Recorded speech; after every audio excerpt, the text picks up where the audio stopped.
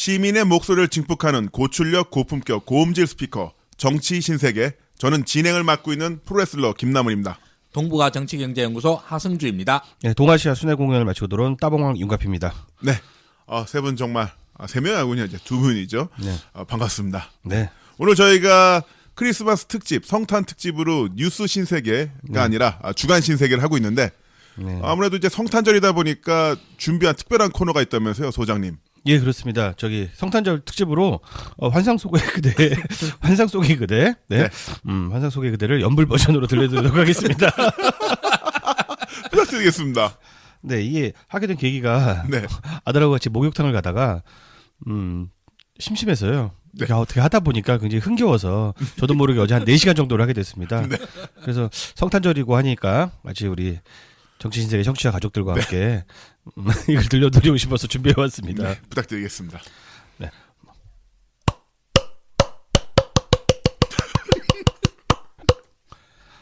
환상 속에 그대가 있다. 모든 것이 이제 다 무너지고 있어도 환상 속에 아직 그대가 있다. 지금 자신의 모습은 진짜가 아니라고 말한다. 단지 그것뿐인가. 그대가 말하는 그것은 아무도 그대에게 관심을 두지 않는다. 하나 둘 셋 렛츠고. 그대는 새로야 한다. 아름다운 모습으로 바꾸고 새롭게 도전하자.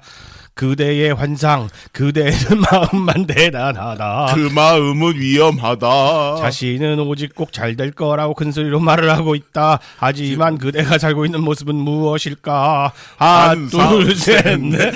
환상 속에 아직 그대가 있다. 모든 것이 이제 다 무너지고 있어도 환상 속에 아직 그대가 있다. 지금 자신의 모습은 진짜가 아니라 말한다. 감사합니다.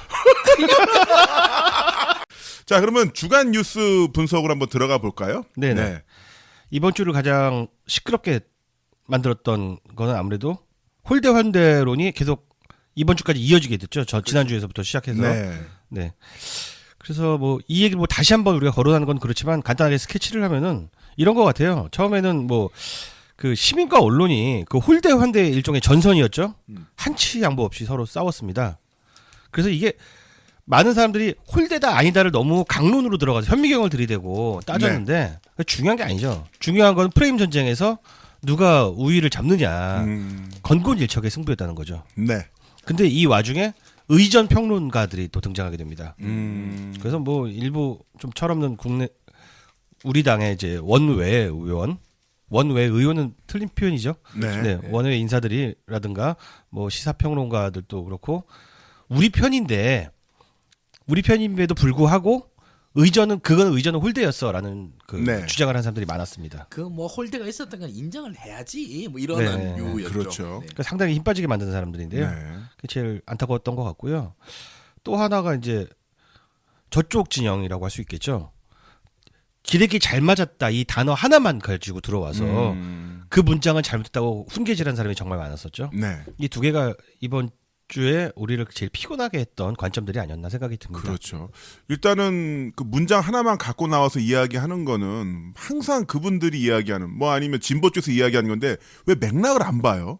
맥락을 보면 불리해지니까. 그러니까요. 네. 아니 미시적으로 접근할 게 아니라 거시적으로 맥락을 봐야 되는 거고 그리고 홀대론에 대해서도 같이 따라갔던 분들이 의원들이 현직 장관들이요 각종 언론을 통해서 이야기를 했잖아요. 네. 차관 보고가 나올 수밖에 없는 이유는 차관이 현재 공석이다. 네. 그리고 차관 보고가 육자회담 수석 대표다.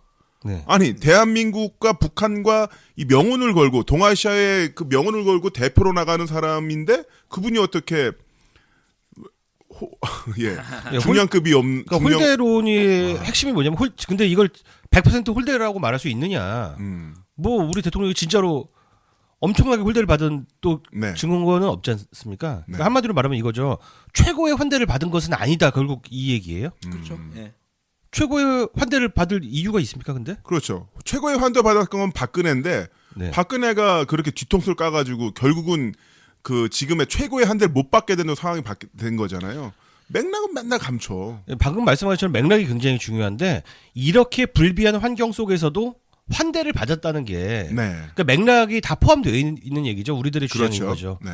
정말 저 어려운 환경에서도 굉장히 따스한 대접을 받았구나. 우리가 뭐 자위를 하기 위해서 하는 얘기가 아니잖아요. 네. 사실이 그러니까. 그 중에서 홀대론에 뭐 나온 팩트 중에 하나는 왕이 외교부장이 네. 팔을 툭툭 쳤다. 네. 에이. 근데 이것도 홀대론의 하나의 건수로 들어가더라고요. 그렇죠. 그래서 그 왕이 부장을 갖다 영어로 해가지고 구글에서 이미지 검색을 돌리면 전 세계 정상들의 팔을 다 쳐요. 그렇습니다. 네. 그런 싸가지 없는 사람이 있습니까? 뭐 한마디로 홀대의 화신인 거죠. 네. 그 무서운 러시아의 짜르. 어. 예, 푸틴도 팔을 툭툭 칩니다. 왕의 부장은 그게 친숙함의 표시예요. 그러니까. 예. 심지어는 그 장면에 대해서 송영길 의원도 트위터에 올렸잖아요. 본인이 시진핑 팔 툭툭 치는 거. 아, 나도 이거 친숙해서 믿음의 표시로 하는 거다. 가벼운 터치인데. 그러니까 우리 진영 쪽에서 그 홀대라고 주장하는 사람들의 핵심이 뭐냐면은 그 시사점이 있어야 될 거 아니에요. 홀대니까 우리 대통령 말아먹었어. 외교 말아먹었어. 이 얘기를 하려고 하는 거는 아닌 것은 잘 압니다. 결국 중국을 욕하기 위해서예요. 그러니까 중국이 나쁘고 싸가지 없고 문제를 일으켰고 네. 그러니까 중국이 다음부터 잘하라라는 게 시사점이에요. 네. 그게 어떻게 시사점이 됩니까? 외교를 뭐 중국 태도를 우리가 결정할 수 있는 것도 아니고. 그렇죠. 거기에 대해서 그 중국 환구시보에서도 한국의 언론들이 이 상황을 망쳐놨는데 문파들이 이거를 복구를 했다. 네. 그렇죠. 이런 식으로 해서 보도를 하기도 했었죠. 문재인 지지자들을 문파라고 하더라고. 문파. 뭐 심지어는 이런 얘기도 있었는데 환구시보의 공신력에 대해서 환구시보는 뭐 별로 좋은 언론이 아니다. 네. 이런 주장을 하는 사람도 있는데 이렇게까지 얘기를 깊고 피곤하게 들어가면은 도대체 뭘 하자는 겁니까? 네. 나 많이 알아 외에는 어떤 시사점이 있겠습니까? 그러니까 환구시보가 이전에 사드 배치, 박근혜 때 사드 배치 처음 났을 때 사드 배치 지역을 중국이 직접 공격할 수도 있다라고 발언했던 네. 굉장히 그 중국 입장에서는 굉장히 앞서가는 매체긴 해요. 극렬한. 근데 그런 매체에서도 그 언론의 문제점에서 지적을 했고 문파들의 공에 대해서 언급을 했다는 거는 나름대로 시사점이 오히려 있는 게 아닌가 싶은데요. 네, 저는. 그렇습니다. 그냥 뭐 환구시보를 비롯하여 뭐 중국의 언론들은 사실 다 관영 언론이나 마찬가지고. 그렇죠. 뭐 중국 언론을 네. 보고서 우리가 뭐 뉴욕 타임스를 바라는 거는 그러니까요. 언감생심 아니겠습니까? 그런 관영 언론이기 때문에 중국 사람들의 속 마음을 오히려 더 정확하게 알 수 있는. 네. 다 이게 중국 정부가 그냥 하고 싶은 말을 얘네들 대신해서 하는 거구나. 맞습니다. 이러는 건데. 아니 그렇잖아요. 자기들 나름대로는 성의를 보인 건데 한국 언론이 홀대라고 해서 열이 받았는데 문파들 덕분에 잘 복구가 됐다. 네. 이게 이제 중국 입장이지 아, 않습니까? 근데 문파 느낌 있지 않아요? 너무 재밌는 것 같아요. 그러니까 왜 문파? 이게 무당파, 화산파, 문파. 설마 그쪽에서 이제 문파라는 음차를 빌려다가 거기다 네. 맞춘 것까지는 아닌 것 같은데 공교롭게도 네. 굉장히 이 문재인 지지자들을 네. 그쪽의 의협의 그렇죠. 개념으로 봐서 되게 믿을 만한 동지로 음. 표현한 게 아닌가 싶습니다. 문파면 그 사조는 김대중님. 김대중 사조.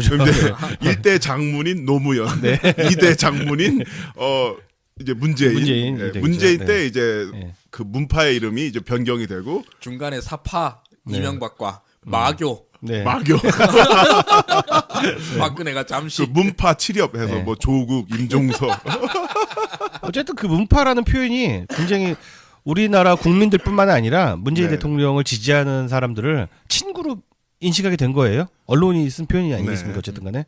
네. 고무적인 일이라고 할 수 있을 것 같습니다. 그러고 이제 우리 또 계속 주장했던 말인데 이번에 홀대 환대론이 프레임이다 이런 얘기 많이 했지 않습니까? 근데 이 프레임이라고 하는 것은 뭐냐 하면 사실을 갖다가 자기의 어떤 이해관계에 따라서 딱 프레임 각을 짜버리는 거죠. 네. 각을 짜는데 홀대론의 각이 뭐냐? 음. 홀대론은 틀림없이 프레임이었거든요. 네. 그래서 모든 사소한 거 하나하나를 갖다가 다 이제 프레임에 넣으려고 그러고 그 증거가 사실 청와대에서의 기자회견이었죠. 홀대론, 혼밥론 이걸로 질문 똑같은 게 15번인가 뭐 이렇게 네. 아, 진짜. 근데 이 홀대론의 프레임의 이 목적이 뭐냐? 전 이걸 보면서 아주 맛이 갔었는데 그렇지 않습니까? 홀대론을 하면은 중국이 홀대했다. 이게 이제 이쪽의 프레임이에요. 근데 이거는 정말 단순 사실에 나온 거고 이걸로 인해 가지고 그 다음 말을 해야 되잖아요. 근데 의도, 그렇죠. 원인, 네, 홀대의 원인이 뭐냐? 그래서 결과 이런 것까지 원인과 결과 그렇죠. 그런 걸 그게 얘기를 바로 해야 맥락이죠. 그렇죠, 그렇죠. 이제 언론으로서 나름대로 프레임을 잘라고 그러면 그 정도까지 완성이 돼야지 프레임이라고 할 수 있잖아요. 네. 그런데 문재인 대통령이 중국에서 홀대를 받았다. 그러고 난 다음에 보수 언론 쪽에서 나온 프레임은 그래서 부끄럽다. 네. 문재인이 왜 이렇게 홀대나 받고 다니냐. 네. 이게 다야. 네. 그 홀대 받았으니 부끄럽다. 이게 다야. 네. 근데 만약에 얘기를 더 나가려고 그러면 홀대한 자들 원인이 뭐냐? 원인을 얘기를 못하지. 그래서 저도 그 부분을 주의 깊게 지켜봤는데 그래서 어쨌다는 거냐, 뭐가 문제라는 거냐를 봤는데 네. 쥐어짜고 찾아보니까 아마추어리즘에 갖다 붙이더라고요. 그렇죠, 그렇죠. 예, 외교가 미숙해서 그렇다. 니네가 저희 문재인 정부가 익숙하게 했으면은 아주 유들유들하게 잘했으면은 좋은 대접을 받았을 텐데 그리고 그 예시로 드는 게 왜 전승기념일에 갔냐? 니들은 중국을 너무 몰라. 그게 답니다. 그러니까. 정말 밑도 끝도 없는 얘기죠. 그런 그 프레임 자체가 정말 뭐 맛이 가는 게 일단 원인과 결과의 문제인데 원인 문제에 대해서는 이 새끼들 말도 못해. 왜냐하면 소위 말하는 홀대가 있었다고 그러면 그 원인은 박근혜 때문 아니에요. 그렇죠. 그 얘기를 네. 다 빼놓고 얘기. 다 빼요. 무조건 그건데 그 얘기는 차마 못하고 그 다음 나오는 게 결과. 그래서 어쩌라는 말이냐. 이건데 누구가 이제 외교를 갖다가 의전을 뭐 이런 거 저런 거 못 챙겨가지고 앞으로 잘해라. 이게 다 한 거야. 네. 그렇죠. 그래 그럼 의전 잘하면 되지 뭐. 이게 다 한 거고.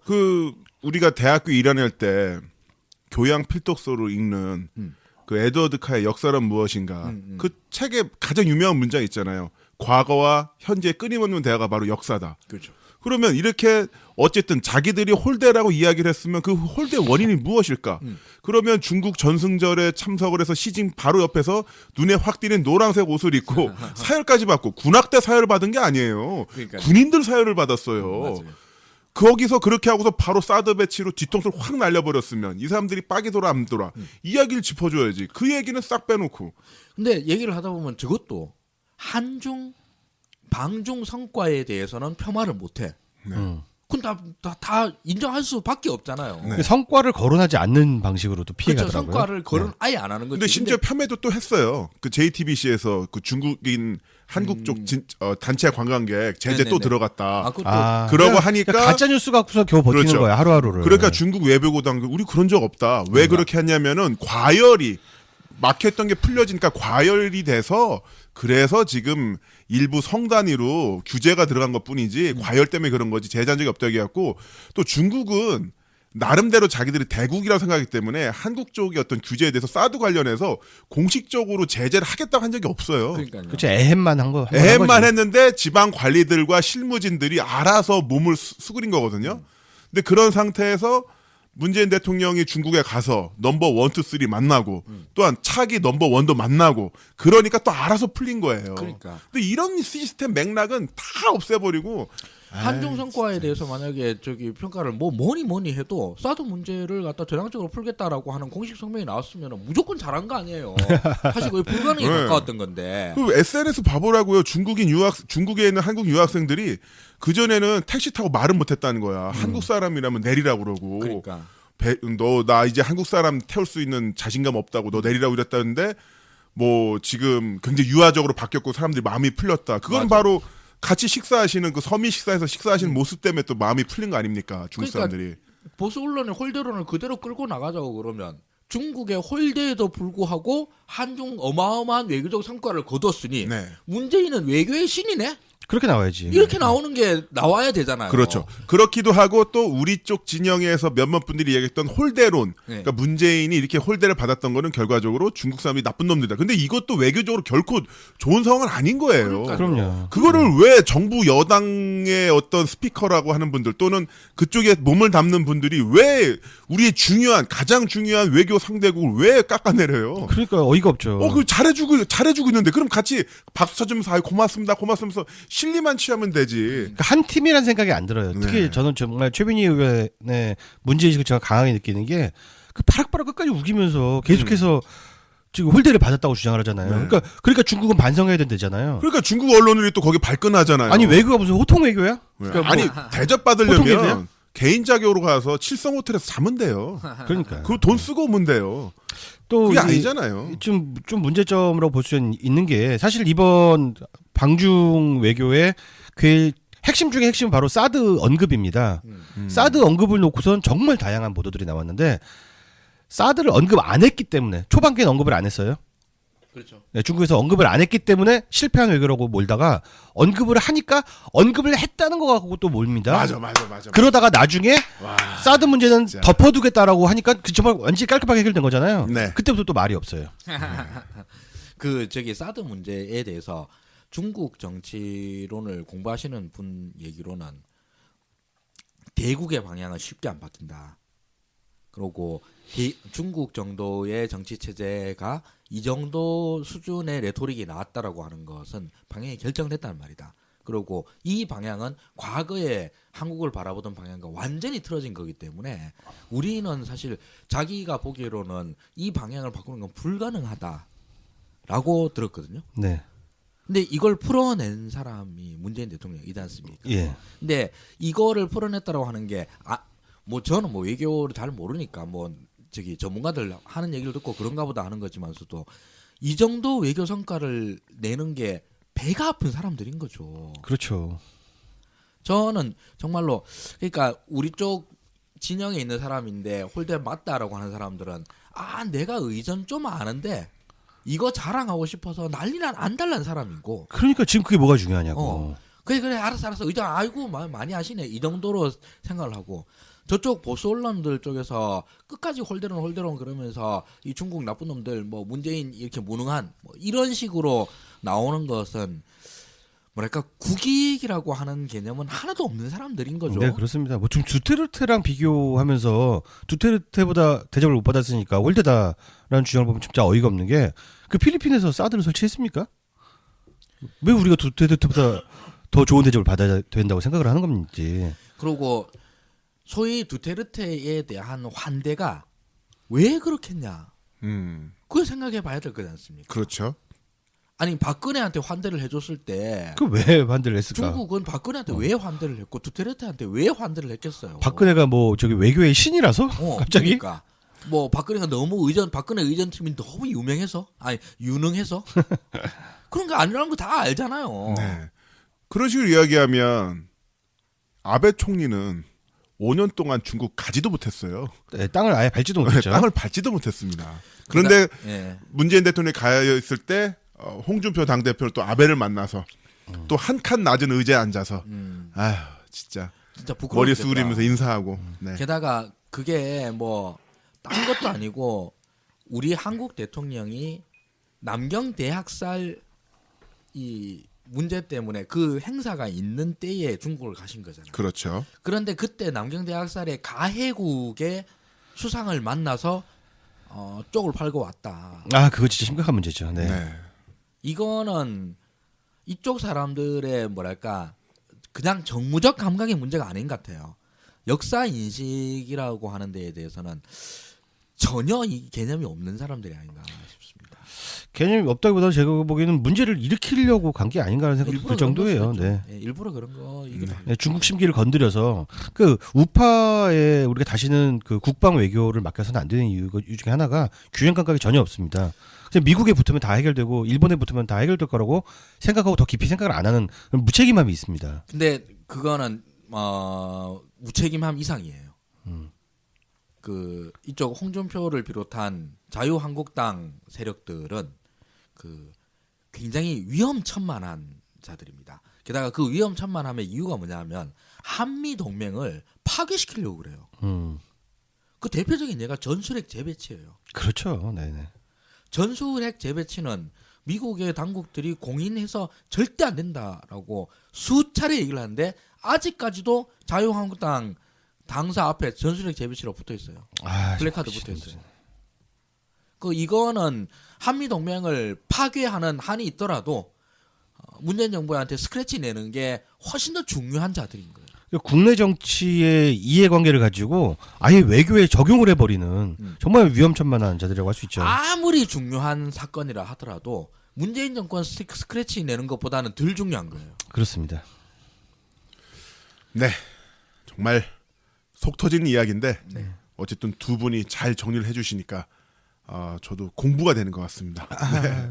전 무엇보다 윤가피 소장님이 페이스북에 올리셨던 구절이 아주 기억에 남아요. 기록의 투쟁이다. 홀대론 환대로는 기록의 투쟁. 우리가 어떻게 기록을 하느냐에 따라서 어떻게 받아들이냐에 따라서 문재인 정부의 첫 가장 중요한 외교적 성과가 어떻게 평가받는지 그리고 또 이것이 역사적으로 어떻게 평가받는지 중요한 부분이 있는데 네. 거기에 대해서 어쨌든 문끌 오소리 분들은 정확한 진단을 내리셨고 저희 정치 신세계도 같이 따라가겠습니다. 한 줄로 요약을 해볼까요? 네. 문재인 대통령은 중국 가서 시진핑에게 환대를 받고 오셨습니다. 그리고 눈부신 외교 성과를 기록하셨습니다. 예, 좋습니다. 끝. 자, 그럼 다음 주제 가보죠. 다음 주제. 네. 자, 다음 주제는 기생충 박사로 유명하신 서민 교수께서 네. 굉장한 칼럼을 쓰셨어요. 네. 그래서 그 컬럼이 크게 이슈가 되었죠. 네. 뭐 읽어보신 분들 대부분일 거고 그냥 제목만 보시고 난 다음에 덮은 분들도 엄청 많으실 텐데 이 주제를 우리가 다룰까 말까 좀 고민을 좀 많이 했었어요. 이게 첫째로는 그 경향신문사의 블로그에 올라간 글이잖아요. 네, 그렇습니다. 그러니까 경향신문 지면에 올라간 글은 일단 아니에요. 그렇습니다. 그리고 이게 뭐 경향신문과의 어떤 뭐 편집 방향과 일치한다 이런 것도 전혀 아닌 거고 그냥 서민 교수 개인인 거예요. 개인. 근데 서민 교수가 무슨 공무원도 아니고 그냥 일개의 개인 좀 유명한 사람에 불과해요. 근데 이런 사람의 글을 갖다가 우리가 굳이 정치 신세계 이 팟빵 순위 고순위를 자랑하고 있는 데에서 굳이 다뤄야 되느냐 이런 문제가 좀 있었어요. 괜히 우리가 그 한 개개인의 어떤 이상한 글을 가지고 괜히 언급해가지고 문제를 오히려 우리가 키우는 게 아닌가 이런 생각 때문에 그랬었거든요. 근데 결국 뭐 이까지 화제가 되기도 하고 그랬는데 얘기를 안 할 수는 없는 것 같아요. 네, 한번 짚어보긴 해야 될 것 같습니다.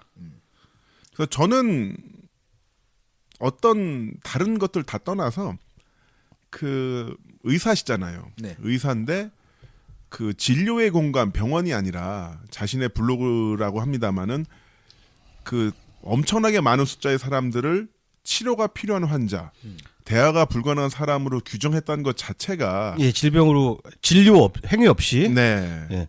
그러니까 너희들은 미쳤어라고 했으면 저는 좀 이해가 가는데 정신병이야. 네. 치료가 필요해라고 말을 했잖아요.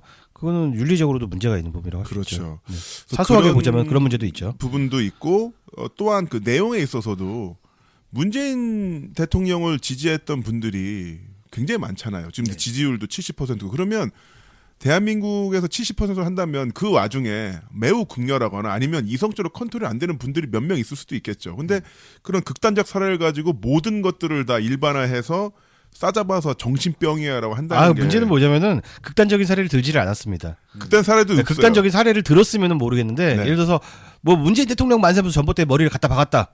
이런 사람을 끌고 와서 얘기하면은 그러면서 극히 일부의 그렇죠. 예, 문파들은 이렇게 얘기해서 뭐 최소한의 설득력이라도 있을 텐데 그냥 대뜸 그렇죠. 그냥 게으른 거죠. 네. 그 탄핵 받는데 집회 때 당일날 3명 돌아가셨잖아요. 그런 것처럼 우리가 네. 폭력 집회라다가 인명피해가 있다든지 그것도 없어요. 그렇죠. 네.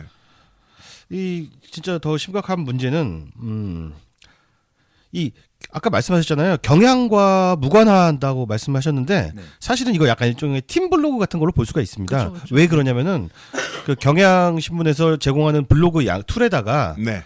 자기가 직접 경향에 그 선정한 필자들이 거기다가 자유롭게 글을 올리게 하고 있어요. 그리고 경향 그 온라인 사이트에 가보면은 그거를 메인 화면에 구성을 해서 자동적으로 메인 위로 올라오게 배치를 하고 있습니다. 네.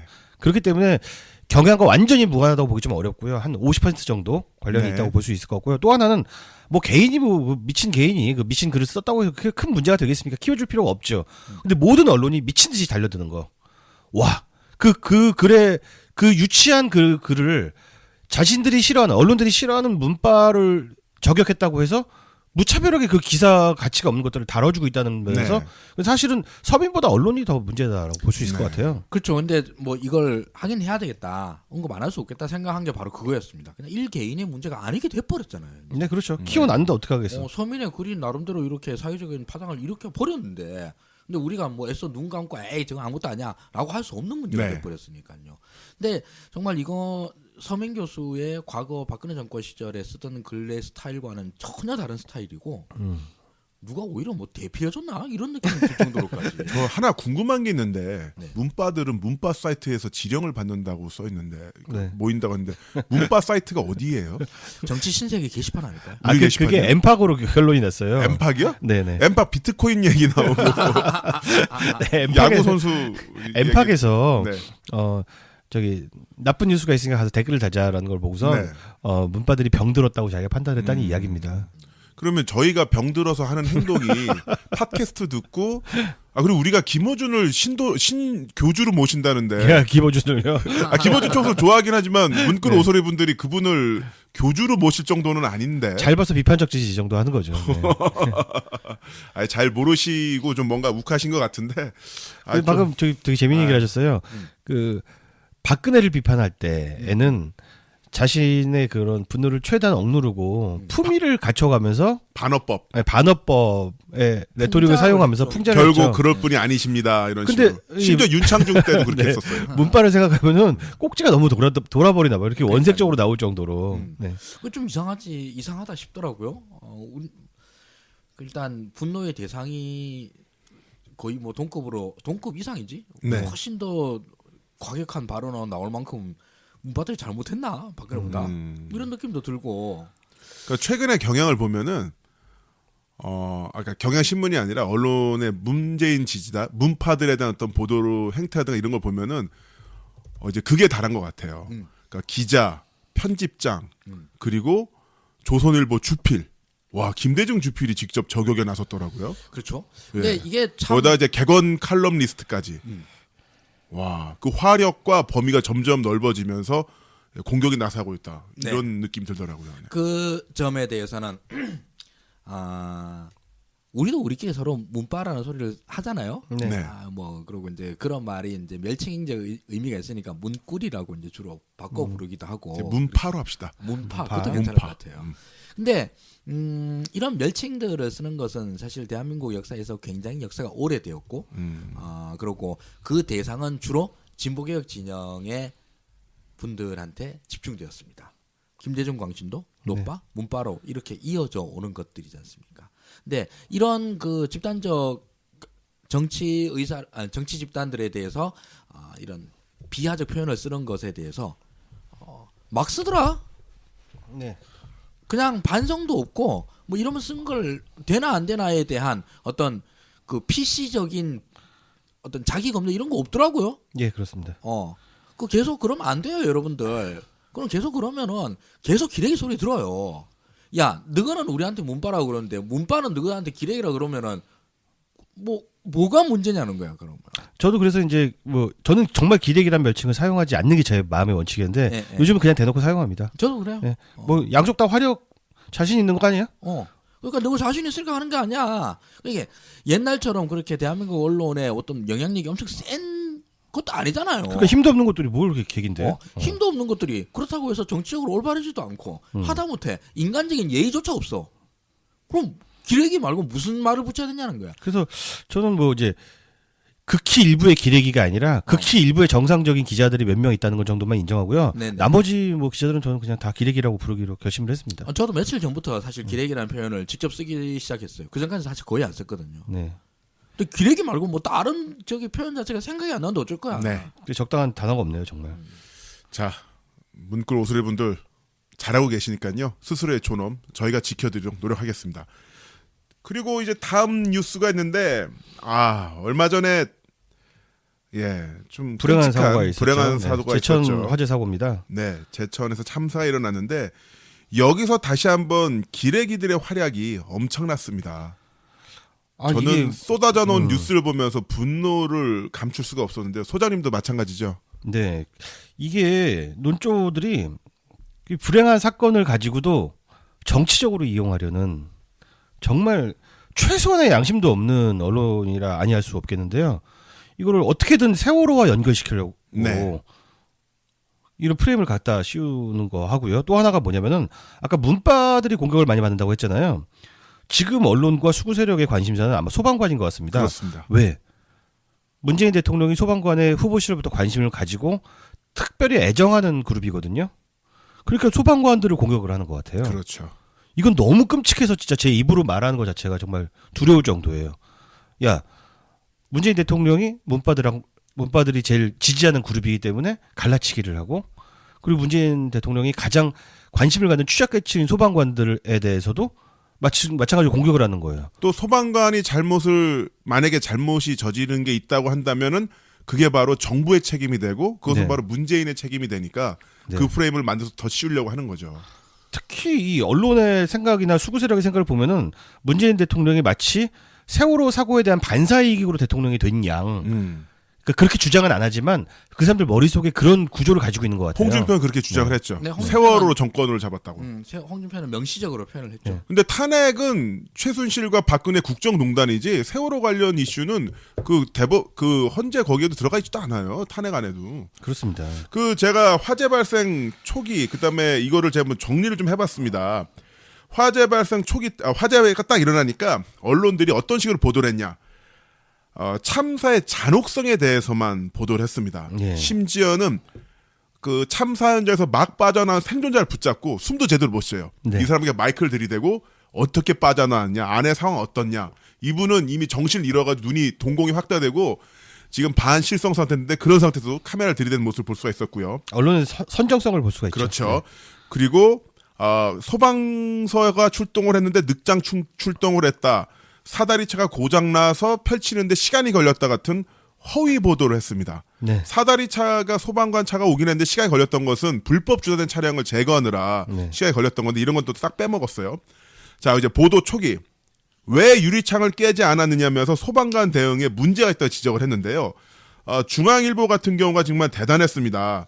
어떤 식으로 그 트위터에 이른바 이제 미다시를 올려놨냐면은 사우나 안에서 유리창 깨려고 얼마나 애를 썼으면 점점점 제발 건물 유리창을 깨달라고 애타게 외쳤지만 들은 척도 안 했습니다.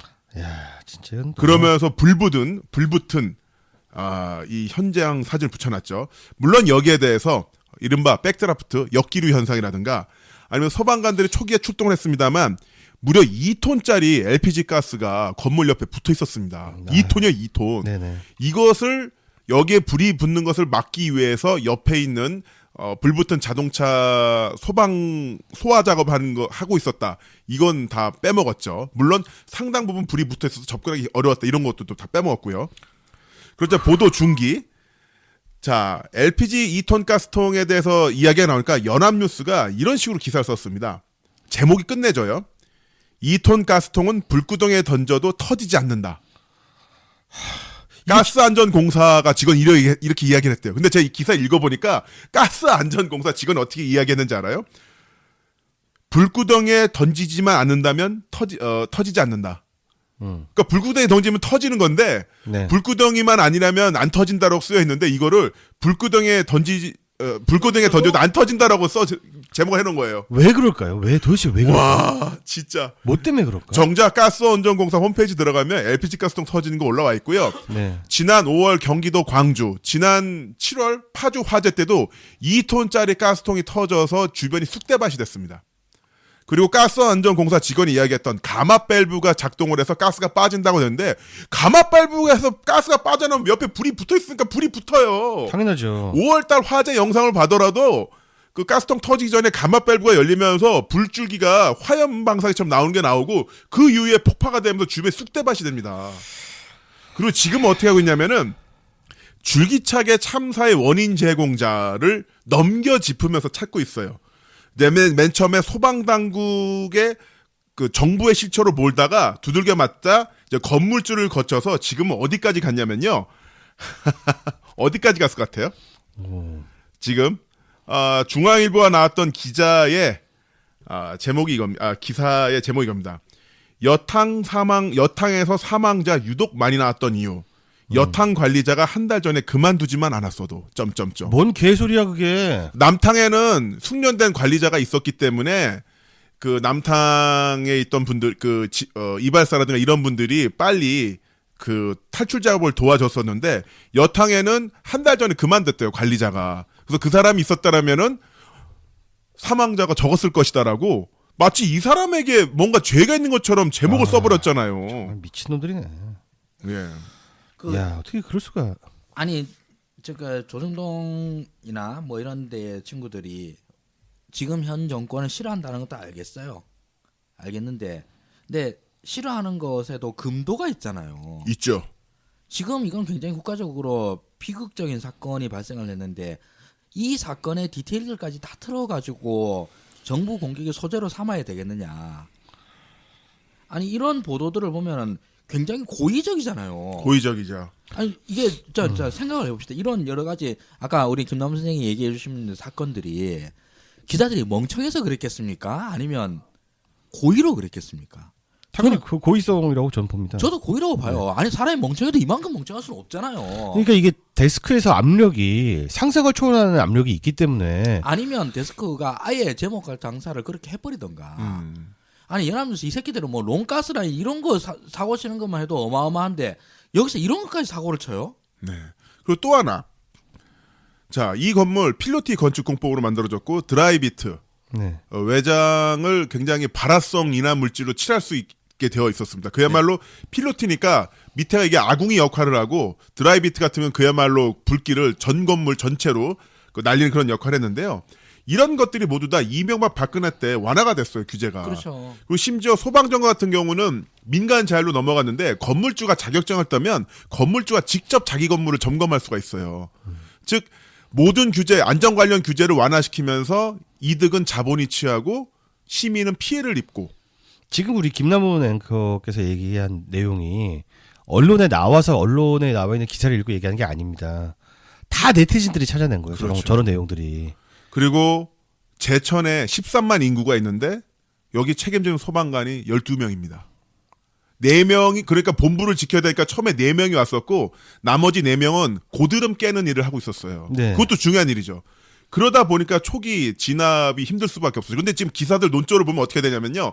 그 4명의 인원으로 먼저 2톤짜리 불붙은 가스통을 불 안 붙게끔 제거를 해야 돼요. 그리고 네. 그 4명의 인원으로 불법 주사된 차량을 모두 다 해체한 상태에서 사다리 차를 올려서 8층 높이까지 올려대고 그 4명으로 동시에 2층 유리창을 깨거나 아니면은 그 화막성을 뚫고 들어가서 수명을 끌고 내려와야 돼.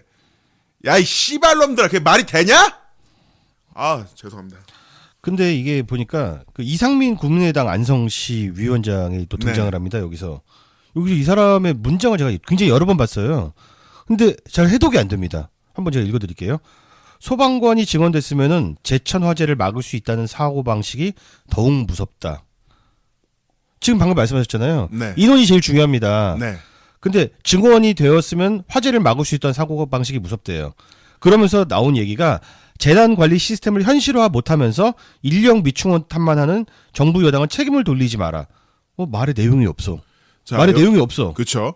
여기에 대해서 황주원 국민의당 의원이 7월 4일 추경 예산 소방관 증원 반대하면서 했던 이야기 한번 직접 들어보시죠.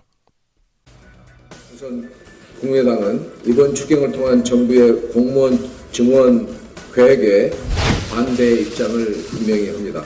소방서는 화재에 대비하기 위한 겁니다. 근데 화재가 자주 나서도 안 되겠지만 화재라는 것이 그렇게 빈발하는 것은 아니지 않습니까?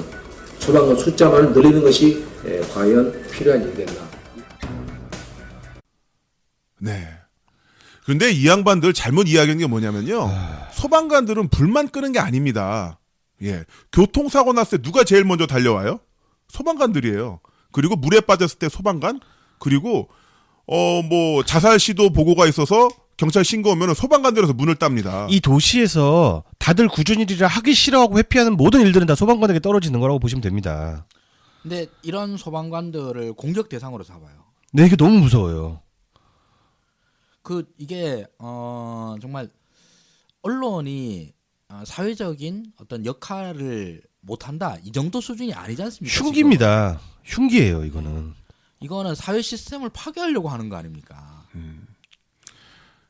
당장 우리 생명과 안전에 직결되는 사람들까지도 네. 자기 정치적 이해에 맞춰 가지고 공격성을 드러내는 자들을 어떻게 한 국가의 같은 시민으로 생각하겠어요. 그리고 그 참사 현장에 안철수 국민의당 대표가 왔잖아요. 네. 그럼 물어볼 수 있잖아요. 지난 7월 추경 예산 때 소방관 증원 반대한 이유가 뭐냐?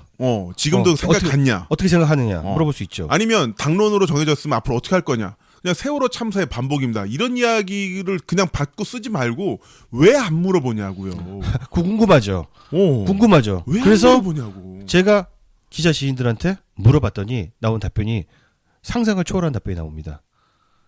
마크맨으로서 그 취재원에게 그렇게 곤란한 질문을 하는 거는 아무래도 눈치가 보이고 다른 동료 기자들에게 좀 눈치가 보이는 행동이라는 겁니다.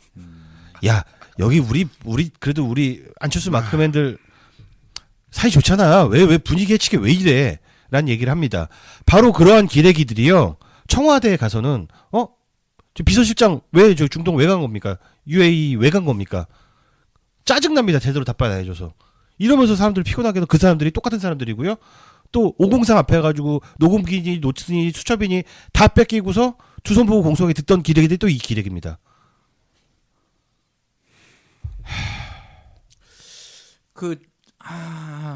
분위기 치시로 질문 안 하는 거예요, 단순히. 그냥 그리고 앉혀서 곤란할까봐. 그렇죠. 네, 맞습니다. 문재인 대통령이 바로 그 트위터에 사진이 올라왔는데 박수현 청와대 대변인이 올린 사진인데 바로 큰절 올리는 사진이에요. 네. 거기서 이제 하셨던 말씀이 뭐냐면 돌아온 차 안에서 그렇게 말씀하셨다고 하죠. 유가족들에게 욕이라도 듣는 게 바로 나의 의무다. 네. 할 일이다 이렇게 하셨는데 또한 이런 참사 현장 때마다 포항 때도 그렇고 그 재난 현장마다 대통령이 직접 가신 이유가 뭐냐면은 이렇게 최고 통수권자가 관심을 갖고 있다는 것을 알려야만 최소한 천재는 몰라도 인재는 줄어들 수 있는 여지를 만들 수 있기 때문에 본인 스스로가 지금 데미지를 입고 계시는 거를 생각하면서 가는 거거든요. 박근혜처럼 그냥 모른 척 해도 괜찮아요. 물론 그건 안 되지만. 근데 그런 것을 오히려 이용해서 세월호랑 결부시켜서 그 얼마 전에 했던 동아일보 기사 같은 경우는 왜 유가족 핸드폰이 왜 그 제대로 전달이 안 되냐. 참사 현장 핸드폰. 그러면 이제 세월호가 떠오르겠죠. 네. 그래서 결부를 시키는 거예요. 마치 저기 살아서 막 전화 통화도 하고 충분히 구조할 수 있었던 사람들을 못 구했다라고 이미지 전쟁을 하려고 하는 그렇죠. 것이죠. 예. 거기에 대해서는 뭐 실제로 안에 생존하셨을 수도 있고 아니면 그 압력 때문에 특히 폴더형 휴대폰 같은 경우는 압력 때문에 아니면 뭔가 구조물이 낙하되면서 전화를 받을 수도 있고 걸 수도 있고요. 이건 좀 확인해봐야 되는데 이런 거를 그 유가족분들은 다 말씀하실 수가 있어요. 아니 가족이 죽었는데 어떤 말이라도 하죠. 당연하죠. 저라도 그러겠어요. 네. 근데 기자들은 좀 이성을 찾고 뭔가 중요한 팩트를 찾으려고 노력해야 될 거 아닙니까? 저는 참사 현장 나올 때마다 제일 싫은 단어가 아비규환이에요. 아비규환이 뭐 어떤 뜻이냐면 아비지옥과 규환지옥, 불교에서 말하는 가장 끔찍한 지옥입니다. 아니 이분들이 죄졌어요? 왜 씨발 여기다 지옥 갖다 붙여 이 개새끼들아. 이게 이 선정적인 언론의 저널리즘이란 게 바로 이런 겁니다. 재난 영화 한 편을 팔아치우려고 하는 거예요. 언론이라는 그 툴을 통해서. 네, 정말 뭐 정당 출입하고 그다음에 국회 출입하고 하는 기자들이 뭐 이래저래 해가지고 정치인 발 왜곡하고 뒤틀고 이러는 거는 그렇다 좀 치더라도 아니 저기 대한민국 국민이 불행한 사고로 이렇게 돌아가셨는데 이런 것까지도 이렇게 팔아먹으려고 해야 되나? 진짜 너무 끔찍하지 않습니까? 진짜? 그렇죠. 네. 그 세월호 유가족 대변인인 유경근 님께서 얼마 전 MBC 노조 파업 집회에서 하신 말씀이 있어요. 제가 좀 정리해서 말씀드리면 언론들, 기자분들 제발 공부 좀 하세요. 어디서 몇 마디 듣고 전문 분야 잘 모르는데도 기사 쓰지 마세요. 에어포켓 때문에 유가족들이 놀아났습니다. 너무 힘들었습니다. 그렇죠. 예. 자, 그러면서 제가 찾아보니까 로이터 통신이라든가 AP 통신 같은 경우는 재난 보도에 대한 가이드라인이 있더라고요. 네. 몇 개만 좀 말씀드리면 첫 번째, 항상 희생자들을 기자 스스로 비슷한 상황에 처했을 때 어떻게 다뤄지길 원하는지 그리고 존경과 경외심을 가지고 대하라. 생존자들에게도 다가설 때와 물러설 때를 감각적으로 판단하여 행동한다. 첫 번째 조항부터 진짜 네. 감동이네요. 그쵸. 감동 그 자체입니다. 이거 하나만 있어도 재난 보도의 원칙은 다 할 수 있을 것 같아요. 그러면 아비규환이란 말 못 네. 쓰죠. 왜 지옥을 갖다 붙여요? 자, 두 번째, 기사를 작성할 때 항상 정확해야 한다. 희생자와 희생자를 대변할 수 있는 사람으로부터 이름과 사실 등을 정확히 확인해야 된다. 네, 저도 한번 읽어보겠습니다. 피로 얼룩진 이미지와 같이 지나치게 과도한 표현이나 기사는 피하는 것이 좋다. 이런 상황에서는 스스로 이런 사진이나 이미지를 사용하는 것이 적합한 것인지 혹은 일반 독자나 수용자에게 불필요한 부작용을 줄 가능성에 대해 생각해야 한다. 네.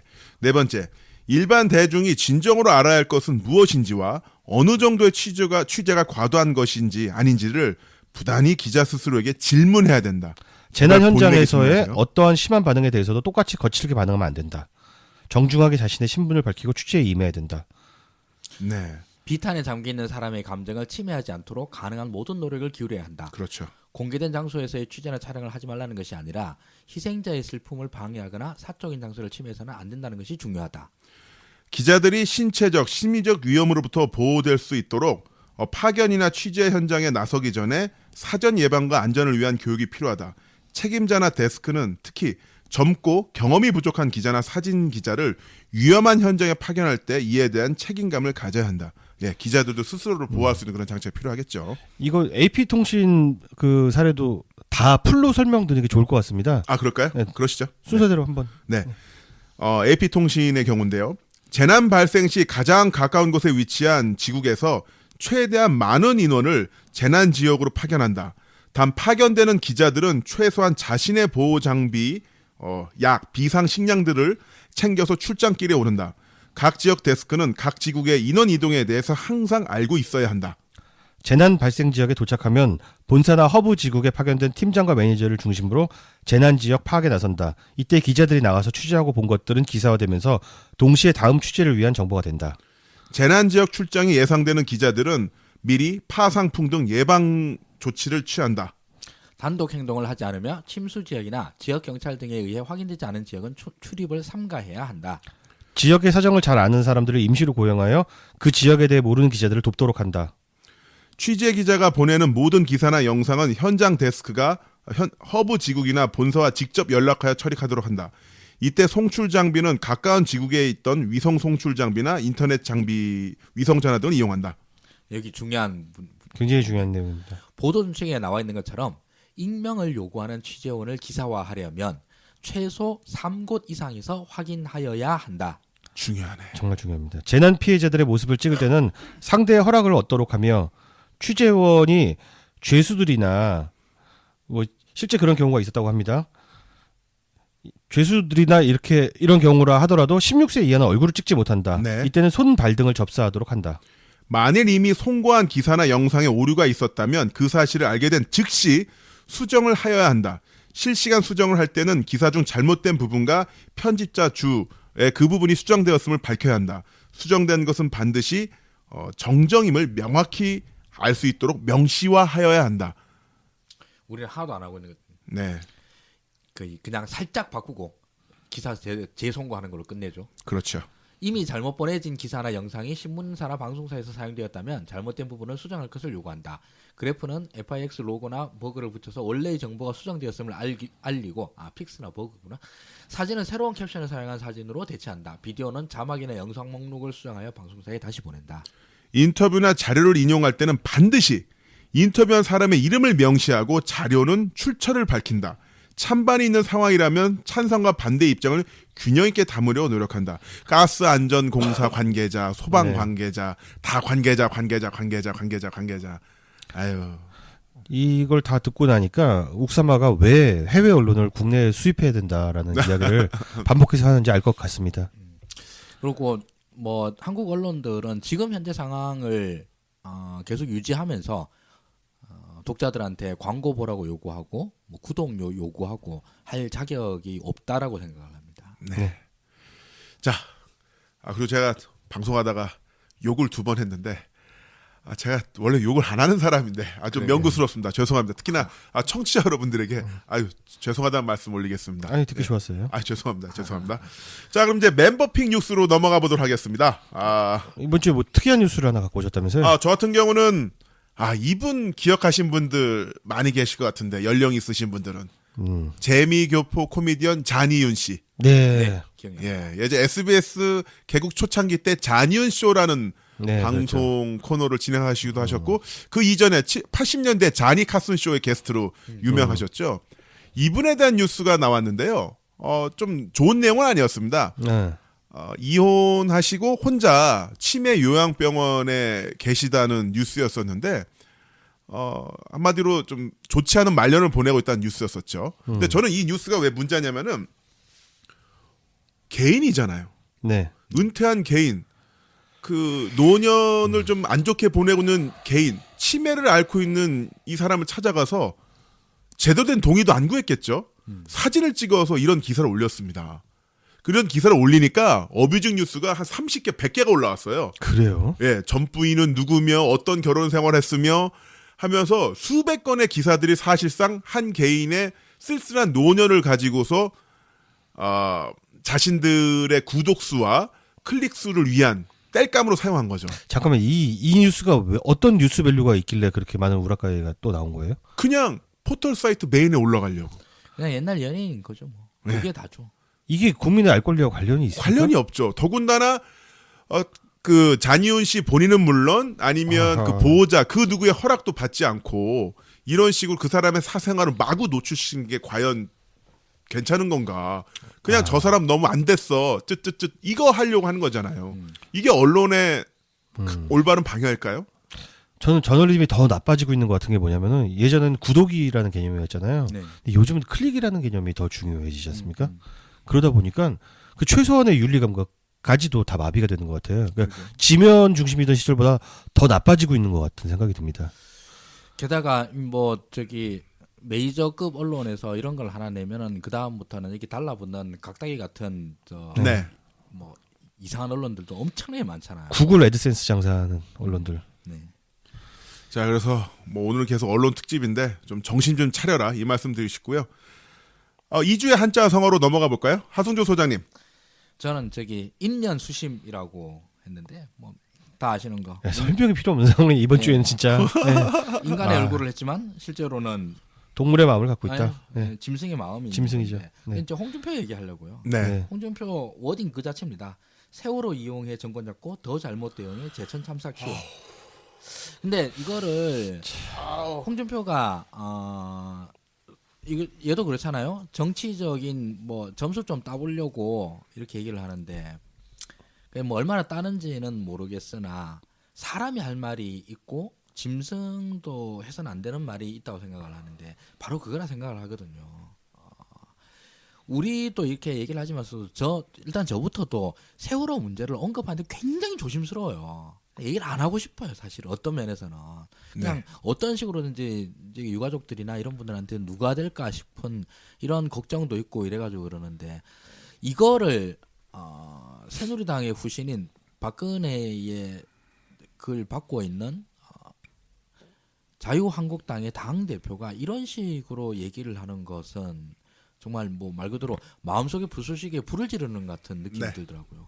그래서 뭐 오늘 2주의 사자성어는 이제 억지로 했는데 이거보다 저는 사실 이번 주 뉴스에서 더 큰 충격을 받은 게 없었어요, 사실. 맞습니다. 무슨 약점이 그리 많아 언론은 친정부 관제 언론이 되고 포털과 방송은 아예 정권의 나팔수로 전락했을까? 첫 문장부터가 전혀 근거도 없고 지금 우리 저기 문재인 지지자들이 제일 스트레스를 받는 게 언론이 다 이렇게 개판을 쳐가지고 스트레스를 받는데요. 지금 그나마 나팔수 우리밖에 없어요. 그러니까 네. SNS조차 문바들의 댓글 조작으로 한국사는 이제 개베스가 통제하는 빅브라더 사회가 되어가고 있습니다. 야, 이 개새끼야. 누가 빅브라더야? 야, 형이야? 나야? 박근혜 때 실제로 참나. 개베스가 나와가지고 댓글 조작해서 빅브라더 사회를 만든 게 너희 새끼들이잖아. 이 인간들이 그 세월호는 교통사고에 불과하다. 그래서 그 유족들 모욕 주기에 혈안이 되었던 당 대표가 이런 소리를 하고 있습니다. 그러게요. 이게 말이라고 다 말입니까? 박근혜는 유가족 위로하러 간다고 해서 유가족들이 모여있는 데서 유가족도 아닌 할머니랑 같이 할머니한테 위로하고 온 위로 그런 받았죠. 사람, 위로 받고 온 네. 사람. 항상 같은 현장에 그런 현장에 오시는 할머니가 계셨어요. 네. 자, 그러면 문골 오소리 동조로 가기 전에 분위기 전환을 위해서 하승주 소장님의 웃음소리를 좋아하시는 분들이 많이 계시더라고요. 아니 왜 제가 네. 네, 좀 10초간 웃어주십시오. 내 웃음소리보다 인기 많더라고. 그러니까 네. 자 먼저 자 1번 하성조 소장님 웃음소리 큐. 아까 이거 심각한 얘기하다 갑자기 웃으려니까 아 좀 빨리 넘어가야 돼. 이거 한번 연기자도 털어야 아니고 돼. 말이야. 자, 그냥 털어야 좀 돼. 웃길 수 있는 말로 국민의당 안철수 이런 거 좀 해주세요. 자 국당 죄송합니다. 처음 보는 웃음소리가 나왔어. 원래 있는데 하려다 보니까 이렇게 웃는 거 해보세요 빨리. 좀 이따가 이제 알겠어요. 못 나올 진짜. 겁니다. 연기자가 아니라서 그렇게 감정 전환이 안 돼요. 알겠습니다. 네. 자 그럼 문구 오소리 동정으로 가보겠습니다. 윤가필 네. 소장님 준비해 주셨죠? 이번 주에 문구로 소리들이 제일 긴장하고 있는 포인트가 이건데요. 지금 댓글 공작이 광범위하게 또 일어나고 있는데요. 네. 난 이 댓글 공작 얘기할 때마다 이 주체를 좀 주어를 밝힐 수가 없는 게 좀 제일 답답한 지점입니다. 도대체 누가 이런 짓을 하고 있는지 모르겠어요. 근데 복수의 증언으로 지금 나오고 있는 부분이 뭐냐면은 문바들이 제천 참사 유가족들을 공격한다는 프레임을 만들려고 지금 애쓰고 네. 있다는 거예요. 그래서 실제로 각 그 게시판에서 처음 보는 유저들이 갑자기 나와서 실제로 그 공격 비슷한 걸 합니다. 문재인 대통령 사진 나 걸어놓고. 문재인 지지자인데 네. 지금 제천 유가족들 정말 말이 심한 것 같은데 뭐 이런 식으로 글을 쓰는 근데 완전 생전 처음 보는 듣보잡들이 튀어서 그런 얘기를 네. 하는 거예요. 그리고 그것에 대해서 언급하는 댓글들이 달리기 시작합니다. 이 자리에서 분명히 밝혀드리고 싶은 게 뭐냐면은 문재인 지지자들은 절대로 유가족들이 도에 지나치는 말을 하거나 사실관계가 맞지 않는 주장을 하더라도 저희는 절대 공격하지 않고 대한민국에서 누구보다 가장 깊은 위로를 보내는 사람들이 바로 그렇습니다. 문재인 지지자라는 네. 걸 말씀드리고 싶습니다. 네. 유가족 분들도 얼마 전 인터뷰에서 대표분께서 그런 말씀하셨죠. 누군가의 처벌을 원하는 것도 아니다. 안전한 대한민국을 원한다 이렇게 말씀하셨고 지금 가족을 잃은 분들입니다. 연말에 원래 따뜻하게 가족들과 보내야 할 시기에 가족을 잃은 분들이고 그 어떤 말씀을 하신다고 하더라도 문재인 대통령과 문재인 대통령 지지하는 분들은 유가족 분들 옆에 있을 테니까 부디 몸과 마음을 추스리시면서 이 안전한 대한민국을 만드는데 또한 무엇보다도 가족의 건강을 위해서 행복을 위해서 조금 더 신경 써주셨으면 그런 바람이네요. 네. 네. 좋습니다. 자 그럼 다음 주 뉴스 미리 보기가 있는데요. 어떤 관점으로 다음 주 뉴스를 보면 재밌을까요? 일단 우리가 정치 쪽이다 보니까 네. 정치 뉴스에서 이번 주에 연장선으로 제일 하이라이트가 될 건 역시 국바당 통합론이 될 것 같습니다. 네. 이 군소정당 둘이 통합하는 거가 사실 뭐 한국 사회에 그렇게 큰 영향을 미치는 건 아닌데 영향을 미치진 않는데 재미에 영향을 미칩니다. 내가 그 얘기를 그래서 저희가 야당 리포트를 하성주 소장님이 하드 캐리한 편을 네. 따로 만들었잖아요. 네, 그 사실 야당 리포트를 하는 것도 그 군소정당 뭐 이렇고 저렇고 하는 거 사실 그렇게 큰 중요한 건 아닌데 이래도 그만 저래도 그만이지만 네. 이지만 이 과정이 너무 재밌는 거야. 이 웃음소리가 나오려고 한다 이제. 많이 이면서 이 그거야, 웃음소리. 예. 그렇죠. 이제 국바당 얘기를 하려고 그러니까 갑자기 기분이 좋아져가지고 그렇습니다. 우리가 이제 이게 뭐 이 팟캐스트도 마찬가지로 국바당 이야기를 할 때는 예능으로 받아주십시오. 예능으로. 예능으로 하나도 안 중요한 애들 이야기인데 너무 재밌어서 하는 겁니다. 네, 그러면 야당 리포트 네, 기대를 야당 해보겠고요. 리포트 때 좀 더 깊이 들어가겠지만서도 다음 주 뉴스로 본다고 그러면 정치 뉴스에서는 역시 이제 다음 주부터 온라인 투표가 시작이 되거든요. 그렇습니다. 그 과정상에서 일어나는 여러 가지 논쟁들이나 뭐 이런 것들이 충분히 예상이 됩니다. 콕 집어서 얘기하자면 최소 투표율이 되겠죠. 최소 투표율이죠. 네. 근데 저는 최소 투표율이 제일 중요한데 저는 또 재미있는 것 중에 하나가 우리 손학규 대표가 왔잖아요. 네. 귀국을 해가지고 또 이제 국당에서 뭐 이리저리 얼굴을 내밀고 있어요. 음. 그럼 손학규 하면 생각나는 게 뭡니까? 온라인 투표 절대 반대론자. 그렇죠. 그 온라인 투표 절대 반대론자가 귀국하자마자 하는 게 온라인 투표네. 자, 이러면은 또 우리 손학규 마크맨이 있는지 없는지는 모르겠는데 손학규 마크맨께서는 이렇게 국당의 온라인 투표에서 한번 물어보느냐 안 물어보느냐 이게 근처 마크맨들 사이에서의 눈치가 중요한지 국민의 알 권리가 중요한지. 참고로 그 손학규 하면은 정체불명의 모바일 세력이라는 유행어를 만든 분이기도 하죠. 네, 네. 그렇죠.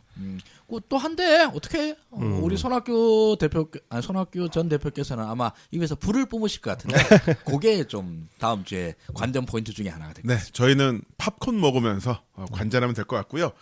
자, 그리고 원래 이 자리에 제가 있는 이 아이패드, 믹서와 아이패드가 있는 이 자리는 원래 권순욱 위원님의 자리였었는데. 예, 권순욱 위원님의 자리를 지금 눌러 앉았습니다. 눌러 앉았죠. 이것도 찬스라고. 제가 녹음과 편집을 좀 하게 될 것 같아서 이 자리에 앉았는데 바로 권순욱 논설위원님 그리고 뉴스 신세계 같이 진행하고 계시는 그 송은정 작가님이 잠시 네. 휴식기를 갖게 됐죠. 네, 그렇습니다. 이거 상황을 좀 말씀드리면 두 분 이제 개인 사정도 있으시고 또 육체적 정신적으로 정말 극한의 시간을 보내셨습니다. 두 분이. 네, 그렇습니다. 뭐 네. 최소 데일리 방송이 문꿀 브런치 뉴스 신세계가 월에 20회, 그리고 정치 신세계가 20회에서 30회, 기타 인터뷰 방송 10회. 그러니까 권순욱 위원님 같은 경우는 한 달에 거의 50회에서 60개 방송을 하신 거예요. 네, 진짜 미친 체력이죠. 네. 또 송은정 작가님 같은 경우는 뉴스 신세계 대본, 네. 편집, 그리고 생방송 진행까지 하셨는데 네, 잠을 안 잡니다. 이 지상파 기준으로 하자면 작가만 3명이 붙어야 돼요. 이 정도 그렇죠. 클래스면. 네네. 3명 붙어야 되는데 혼자 하시다 보니까 이분 라이프 스타일이 어떻게 되냐면 일단은 새벽까지 한 4시 5시까지 일을 해요.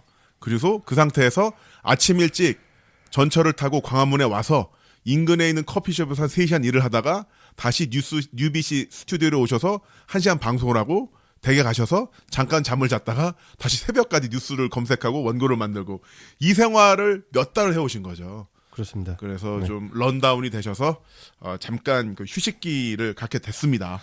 아, 근데 좀 그래도 정확히 말씀드리는 게 좋을 것 같은데 잠깐 휴식이라고 말씀하시면은 또 이제 그 독자들께서 청취자들께서 네. 뭐 헛된 희망을 가질 수도 있으니까 현지 상황은 모릅니다. 모릅니다. 그래서 네. 뭐 계속 진행을 하실지 아니면 어떻게 될지 지금 모르는 상황이고 휴식을 취한 것 자체는 맞습니다. 네. 근데 뭐 언제 얼마 정도 있다가 돌아오겠다라는 확답은 저희가 지금 드릴 수가 없는 상황입니다. 네.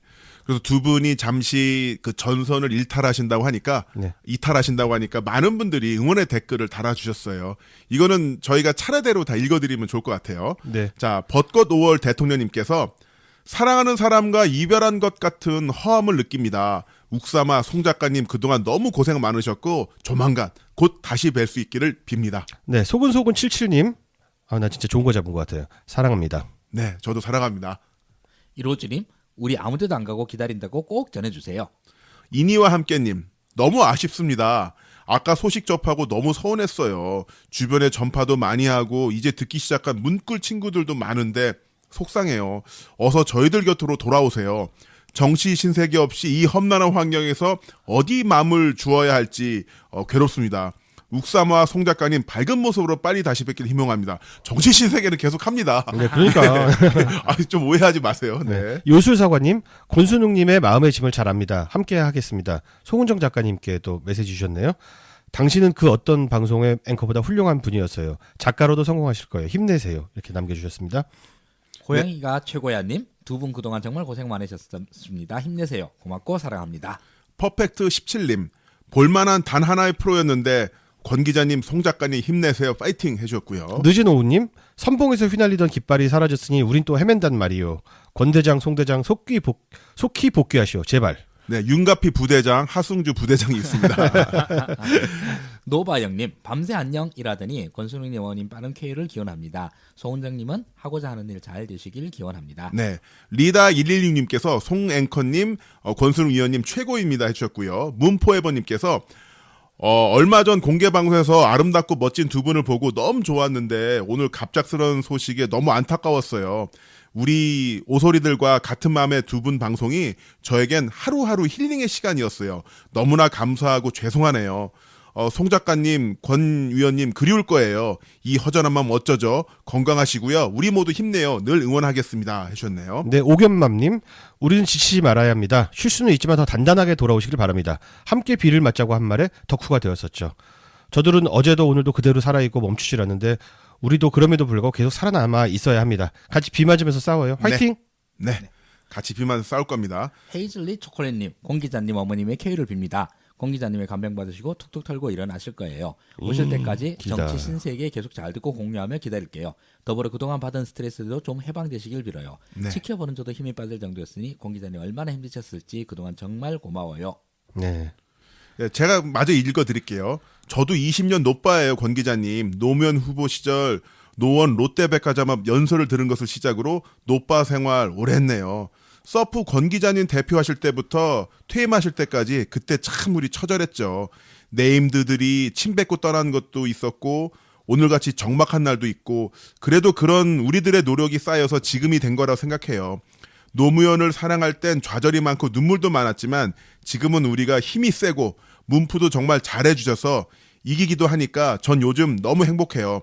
앞으로도 더 잘 해나갈 수 있다고 생각하고 자신감도 있고요. 권 기자님 힘든 일 많으시겠지만 힘내시고 행복한 일만 많으셨으면 좋겠어요. 기다리고 응원합니다. 그 송 작가님한테도 또 길게 적어주셨는데요. 송 작가님, 팟캐라는 곳이 여성들이 견디기 힘든 곳이라 지켜보면서도 마음이 아팠어요. 그동안 다른 여자 진행자들에게 목소리가 째진다, 웃음소리가 경박하다 등등 태클이 쏟아지던 것과 달리 선풀이 많아 다행이라고 생각하고 있었는데 그게 아니었나 보네요. 송 작가님 정말 많이 좋아했어요. 이제 못 뵌다니 마음 한구석이 퀭하게 이상하게 너무 힘들어요. 실제로 만난 적도 없는데 친구 떠나보내는 것처럼 서운해 눈물이 막 나고 그러네요. 송 작가님 금요일 마지막 방송도 못하고 하차한 것 이해해요. 그 마음 어떤지 잘 압니다. 잘 지켜주지 못하고 힘이 되어 드리지 못해서 미안해요. 책 완결 잘 하시고 일 마치시면 정치 신세계에서라도 목소리라도 들려주세요. 기다릴게요. 송 작가님 평안하시고 글 작업 잘 되도록 기원할게요. 건강하세요. 근데 이게 인사말이 완전 이별처럼. 청취자 여러분들 그 애틋한 마음은 이해하겠는데요. 저는 이제 짧은 휴식이라고 말씀드렸고 윤가피 소장님이 아직은 정해지지 않았다, 기간은 정해지지 않았다 말씀드렸는데 완전 이별은 절대 아닙니다. 네. 그리고 너무 이렇게 하시면은 두 분이 방송하고 싶은데도 돌아가기가 좀 뭐해요.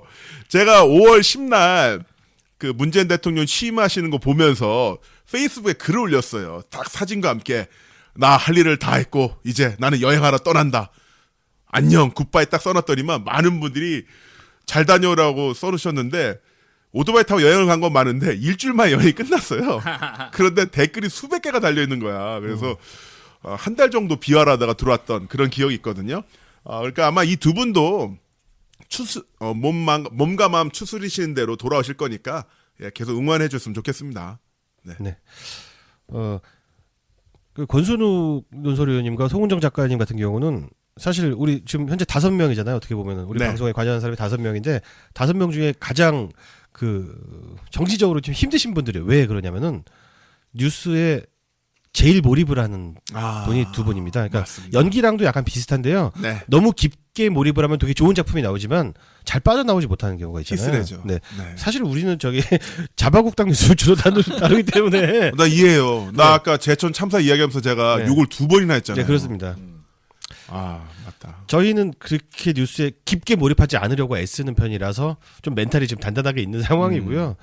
두 분들이 이제 어떻게 보면 우리 모두를 대신해서 굉장히 특히 문재인 대통령 물어뜯는 뉴스 같은 것들에 굉장히 깊게 몰입해서 방송을 하시는 편이라서 그만큼 전달력도 좋고 그렇지만 그에 심신이 많이 지치는 면이 있다라는 점을 좀 이해 부탁드립니다. 네.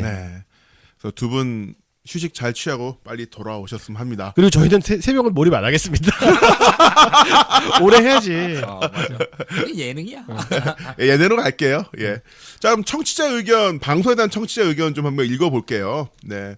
많은 분들이 보내주셨는데, MJ님, 최근 문재인 대통령 방중 전후로 대통령 행보에 대한 왜곡 비방 기사와 문재인 대통령 지지자들의 어떤 반민주주의라느니 홀리거리니 하는 이런 기사가 나오네요.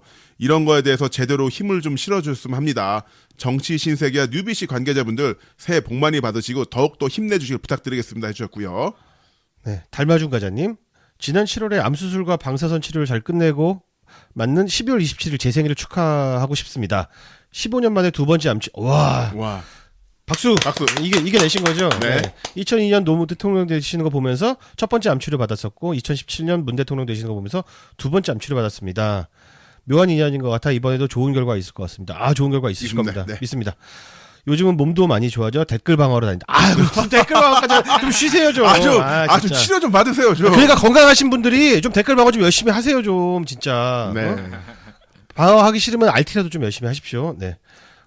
UBC 정기 후원까지 하고 계시다는데 진짜 너무 감사합니다. 감사합니다. 그리고 축하 사연이 또 하나 있어요. 초한사님.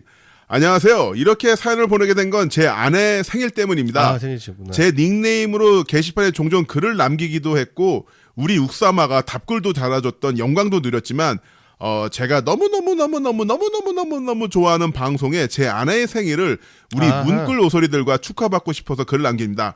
제 아내의 이름은 여전히 핫한 김영란입니다.